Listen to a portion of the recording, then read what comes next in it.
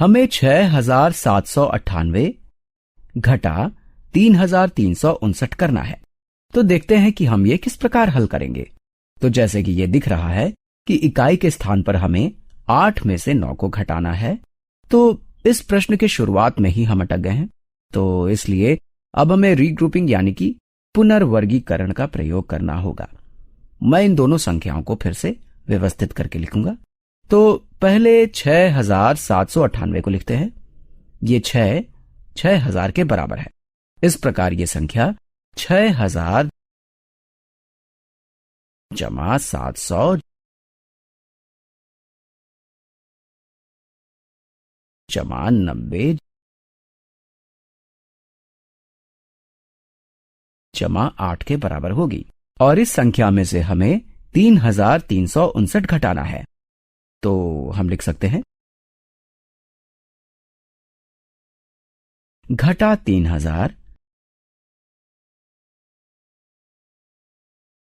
घटा 300 घटा 50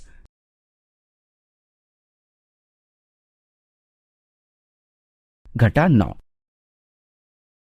तो यहां और यहां हम वास्तव में इन अंकों को स्थानीय मान के रूप में दर्शा रहे हैं।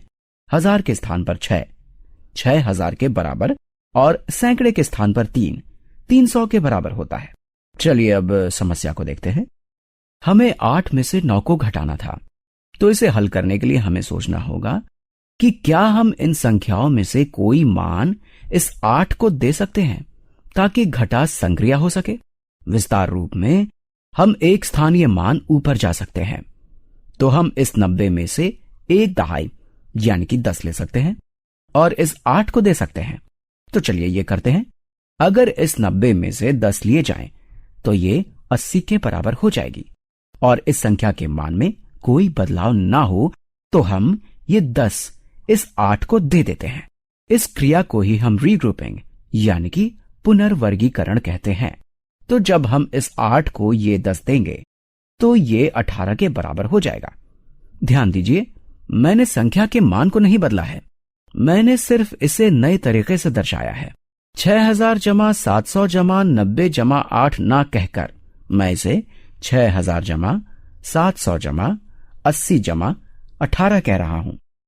और दोनों ही तरीकों से ये मुझे 6798 के बराबर मिलेगा, लेकिन इस दूसरे तरीके से इसे घटा करना सरल बन गया है। तो अगर अब हम घटा करें तो 18 घटा 9 9 के बराबर होगा और अब यहां 90 की बजाय 80 हो गया है। 80 घटा 50 30 के बराबर है और घटा करने के बाद ये दोनों धनात्मक हैं। ये धनात्मक 9 है और ये धनात्मक 30 के बराबर है। उसके बाद 700 घटा 300 400 के बराबर होगा और फिर 6000 घटा 3000 3000 के बराबर होगा।